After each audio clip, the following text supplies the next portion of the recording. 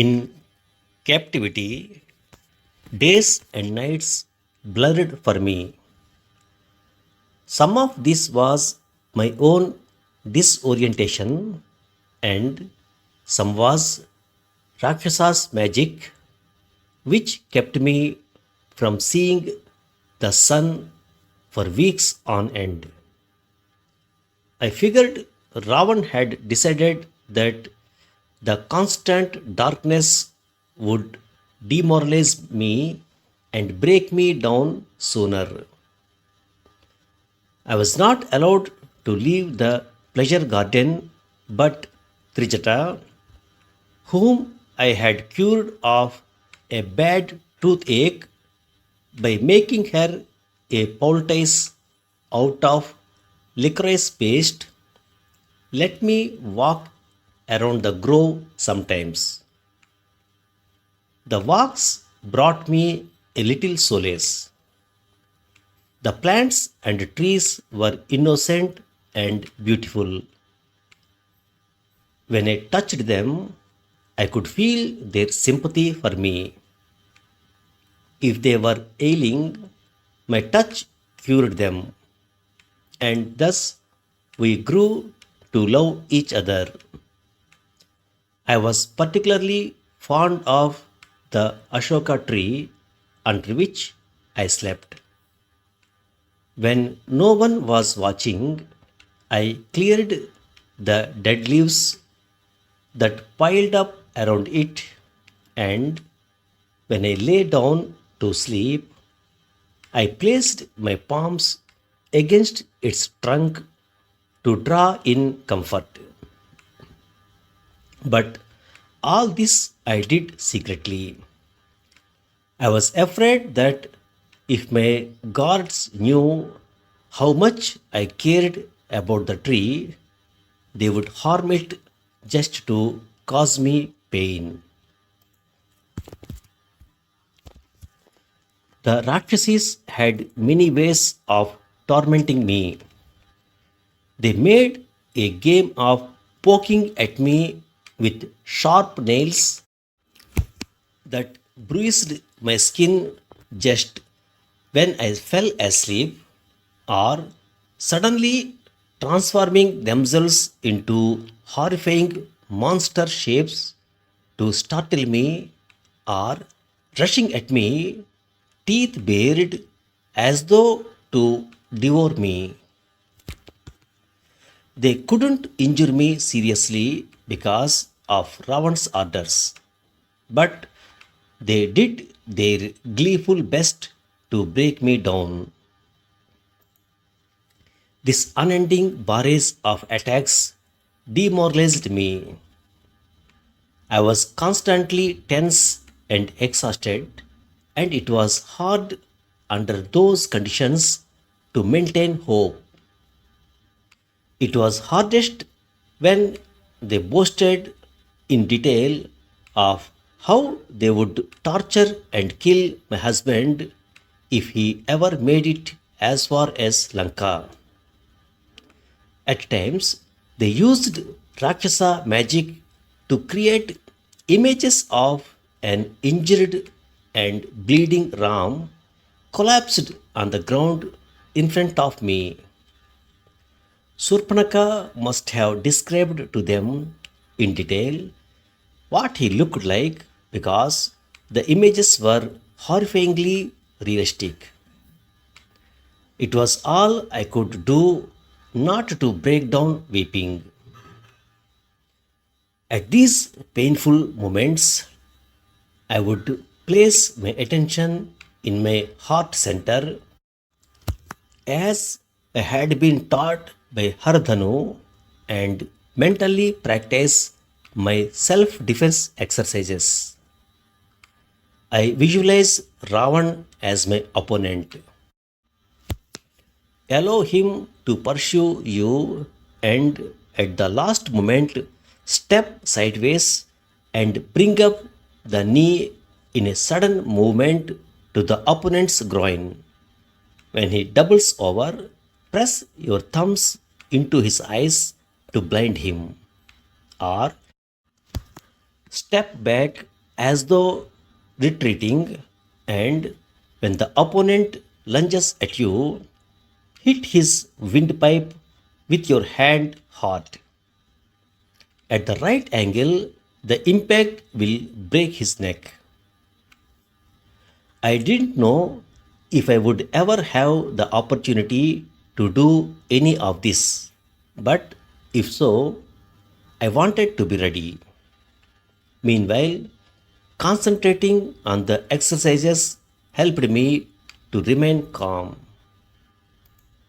When the Rakshasas tired of their sport and their snores filled the night, I prayed for a dream, as Indra had promised, that would let me know what Ram was doing. But sleep came to me blind and grey or filled with nightmares. Each morning I told myself I will not give up. But how long would I be able to keep my resolve?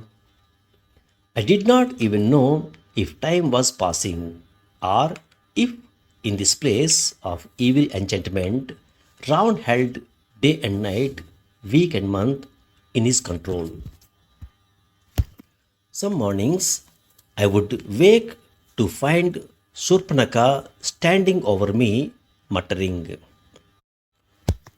The hatred flowing from her was so palpable I could taste it. Trijata kept a tense watch nearby at those times to make sure she did not injure me seriously.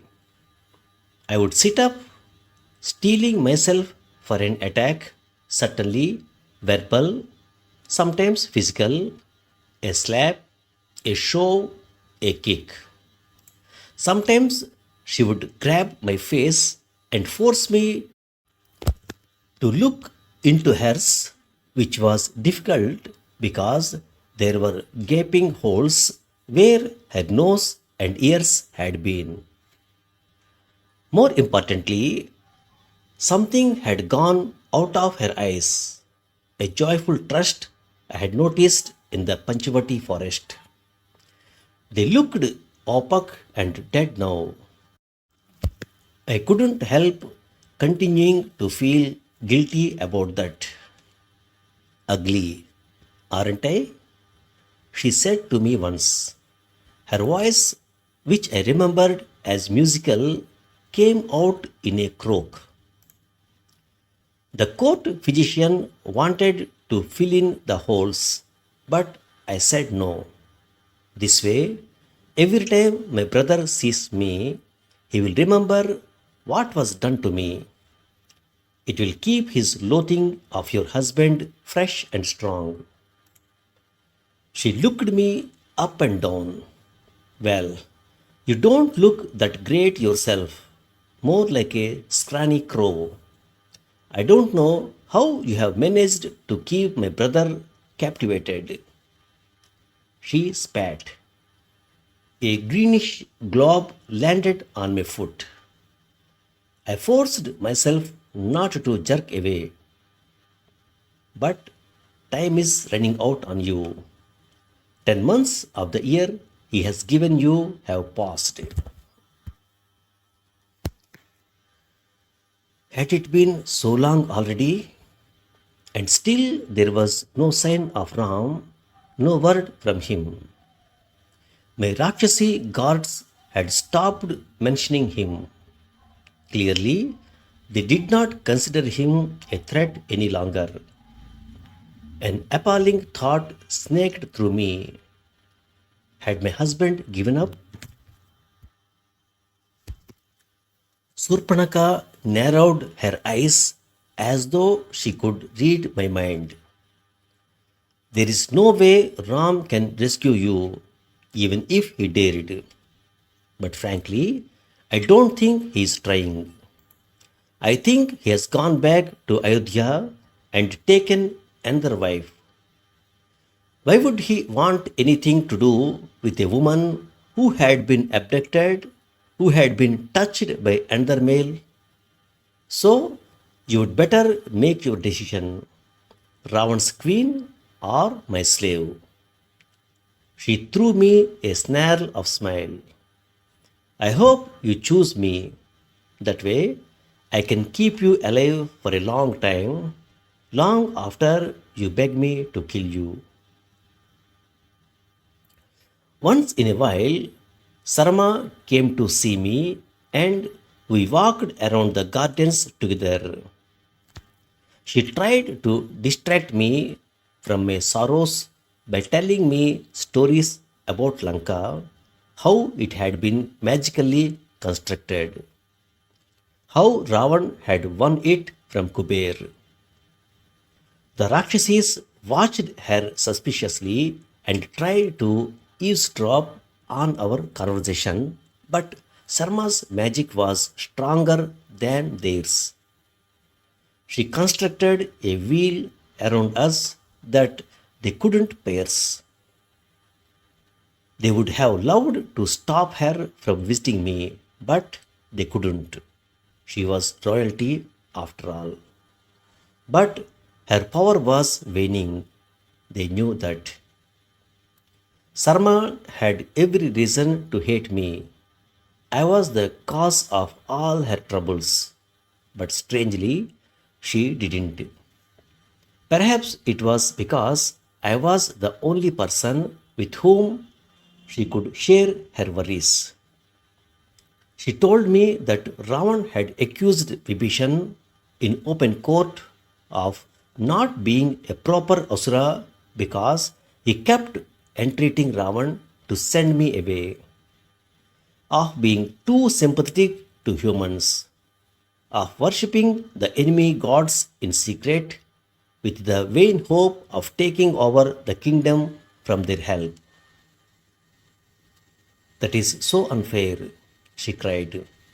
All Vibhishan cares for is the good of Lanka. I am terrified that Ravan will exile him one of these days. Vibhishan is quite sure war is coming. My heart leaped with hope when she said that, but I remained silent, for Sarma was very distressed. I don't know what will happen then. Our son, Tarani Sen, I worry most about him. He is just a boy, though on his way to becoming a fine warrior. He is very attached to Ravan, very loyal to him. If war comes, he will definitely volunteer to fight. I loved it most when Sarma asked me to tell her about Ram. I would whisper to her what a great warrior he was, what a caring, considerate, indulgent husband. I would describe our adventures in the forest. Just being able to speak his name aloud consoled me greatly. I think Sarma knew that. My most unexpected visitor was Queen Mandodari. She always came alone and never spoke, only watched me from a distance over the heads of the Rakshasas who bowed deferentially to her. After my initial rejection of her gifts, she didn't offer me any others. But sometimes I saw her looking at my earth bed and my tattered bark cloth sari with sadness. At other times, I felt she was examining my face carefully, but what she was looking for, I couldn't tell. One night, after she had been staring at me for a long time, I decided I would speak to her, though I was not sure what would be the appropriate thing to say to a woman who clearly saw me as her nemesis. Mother Mandodari, I started. She flinched and interrupted me sharply. What did you call me? I was surprised at how agitated she was. Mother was a common enough courtesy term used for older women. I hoped she didn't mistake my intentions, didn't think I was taunting her by pointing out that she was older and thus less desirable. Or did she think it was presumptuous of human to address her thus? Mondodari clapped her hands.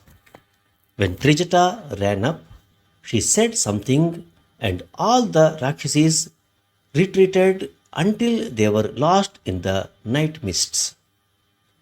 Then she came to me and, bending, whispered in my ear, "Is it true that the king and queen of Mithila are not your real parents? Is it true that they found you in a field?" "Yes," I said, mystified by her question. How could the circumstances of my birth be of interest to Ravan's queen? Was she perhaps planning to use my uncertain and therefore suspect ancestry to dissuade Ravan from wanting me marry? If so, I was definitely on her side. In the dim light of a single flickering torch, Mandodari's eyes shone. It took me a moment to realize they were filled with unshed tears. "Did anyone ever tell you what kind of cloth you were wrapped in when you were found? What color it was? What material?" Strange questions, but I answered them readily enough. I don't remember a particular color, but the cloth was a fine silk, unlike anything people wove in Mithila. I remember my mother Sunaina telling me that they had never seen anything like it. Silence weighed down upon us as Mandodari considered what I had just said. Finally, she lowered herself heavily to the ground in front of me, unmindful of her expensive clothing, and said, still in a whisper, "I want to tell you a story. It is a dangerous story which, if known, could destroy me. But I feel I must tell it to you. Can I trust you? Will you promise to keep it to yourself?" Intrigued, I nodded and she began. Many years ago, Mandodari said, I gave birth to a baby girl. It was not a normal conception. I won't go into the details, but let me just tell you this much.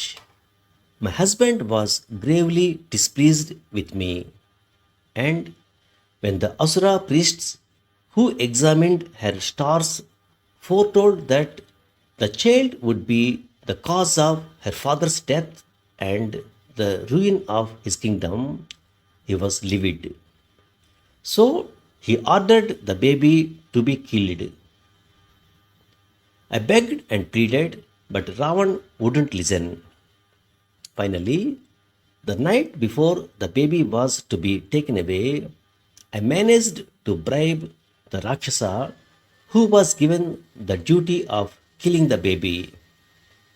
It was a huge bribe that depleted my coffers, but I didn't mind, especially when he promised me that he would leave her somewhere far away and safe.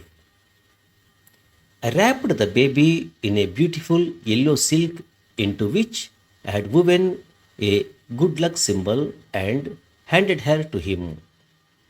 Ah, even after all these years, I remember how it hurt, as though someone was tearing out my innards. He took the infant to a distant land and left her there. Where he went, he never told me, for my own safety and his, he said. But he did tell me that he had made sure it was a good place, a place where a good man would find the girl and bring her up.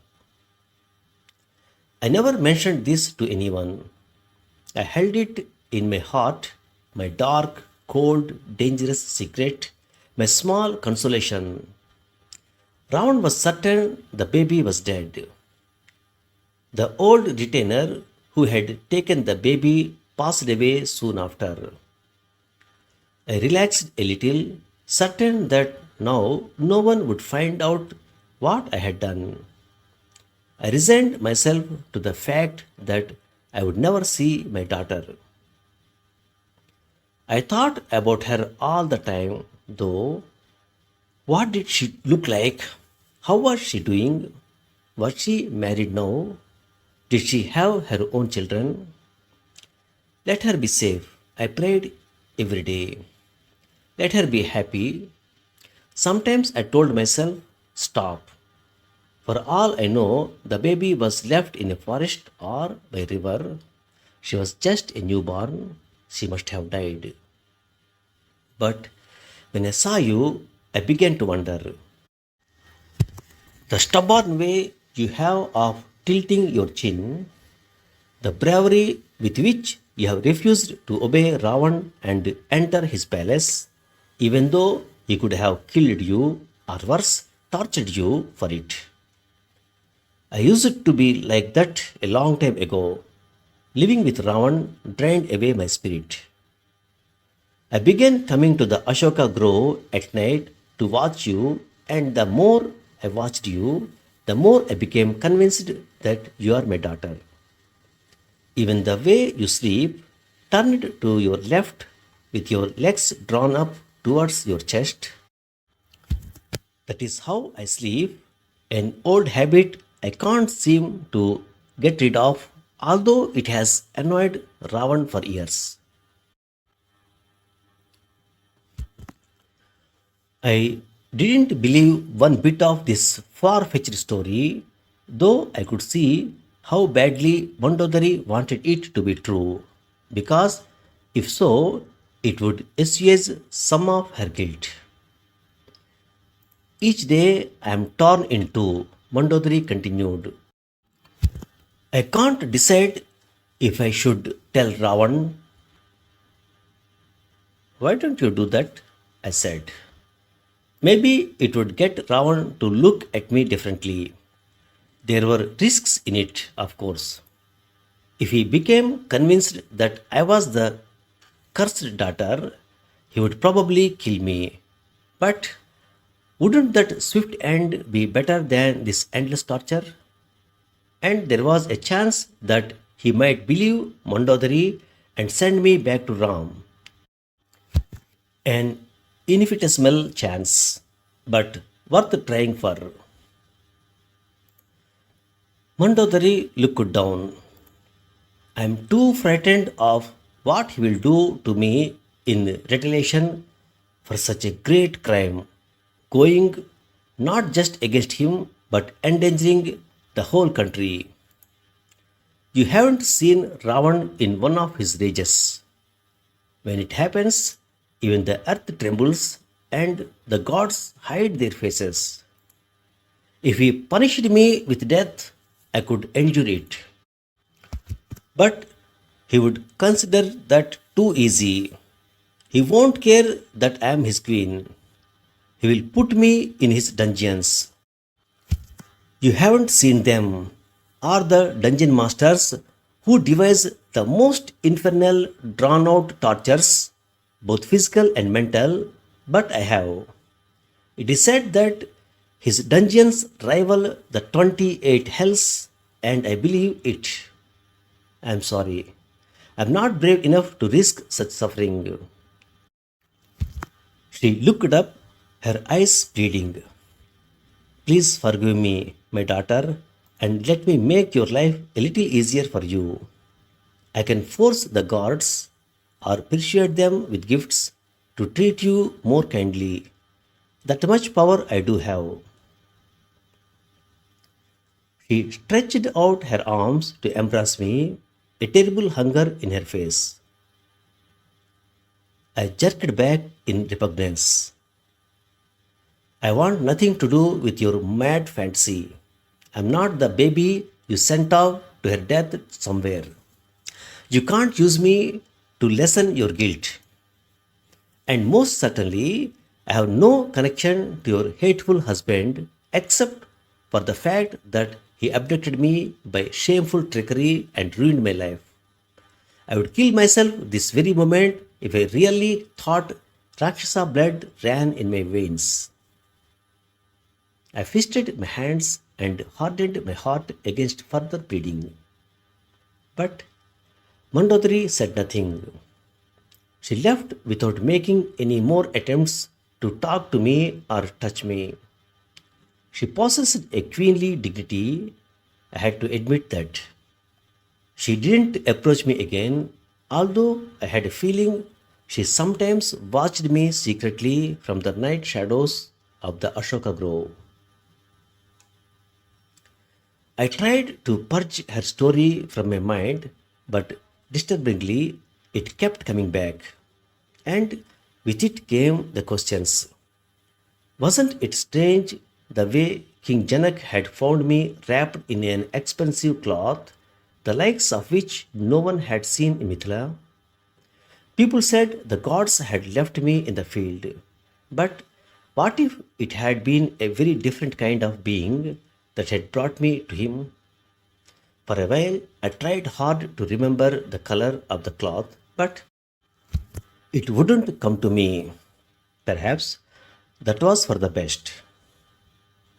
I couldn't stop thinking about Queen Mandodari either, although it annoyed me. As the days passed, a reluctant sympathy grew in my heart, and this annoyed me further. It wouldn't have been so much simpler if I could have hated her. Now I kept imagining her in the dead of night, swaddling her infant daughter with loving anguish and handing her over to a grisly retainer. I heard her whispering frantic instructions as she pressed a bag of jewels into his hand. Against my will, I felt her agony twist in my heart as she watched them disappear into the inky ocean.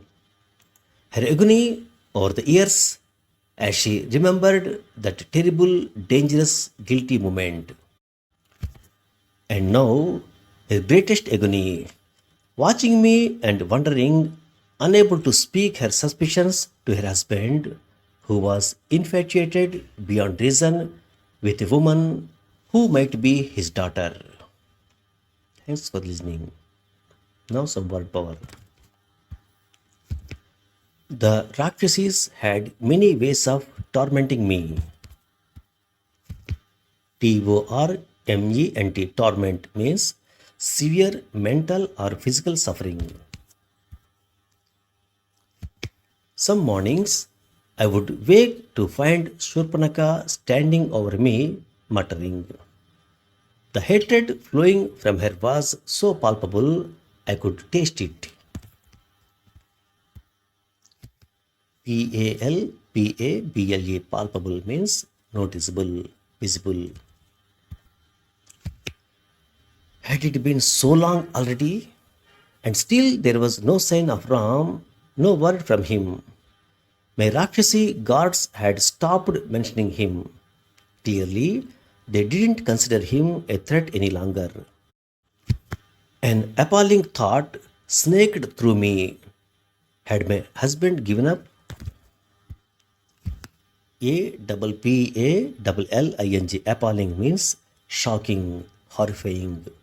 Snake through means a thought moved or developed in a winding, twisting way.